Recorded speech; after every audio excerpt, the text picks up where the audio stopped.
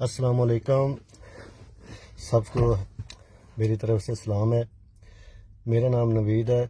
میں جو ہے وہ طاہر کا بھائی ہوں، جس نے کنٹینر پہ جو اس کے ساتھ ظلم ہوا ہے وہ تقریباً سب نے دیکھا ہے، لیکن سٹوری جو ہے وہ اس کے بعد کی جو ہے نا اب اور زیادہ شروع ہوئی ہے۔ وہ تو جو کچھ ہونا تھا اس کے ساتھ انہوں نے کر دیا ہے۔ اس کے بعد کل سے لے کے نہ ہمارا کوئی طاہر سے رابطہ ہو رہا ہے، نہ اس کا کوئی کانٹیکٹ مل رہا ہے، اس کو بھی اٹھا لیا گیا ہے۔ اور پیچھے جو میری فیملی ہے، میرے بھائی بہن، میرے والد صاحب 70 سال ان کی عمر ہے، ان کو بھی انہوں نے اٹھا لیا ہے، اور اٹھا کے صرف یہی بات پوچھتے ہیں کہ طاہر کدھر ہے۔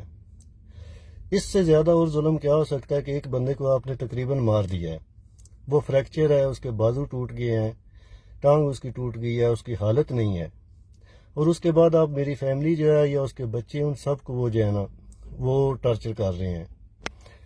برائے مہربانی میری اعلیٰ حکام سے اپیل ہے، سپریم کورٹ سے، چیف جسٹس سے، اور جتنے بھی ہمارے جو اعلیٰ عہدوں پہ بیٹھے ہوئے لوگ ہیں، کم سے کم انسانیت کا کچھ لحاظ کر لیں۔ جو کچھ ہونا تھا، آپ نے جو کرنا تھا وہ تو کر دیا ہے، تو خدا کے واسطے اب اس کو جو ہے نا چھوڑ دیں، اور کم سے کم ہماری فیملی کو چھوڑ دیں۔ ان کا اس میں کیا قصور ہے؟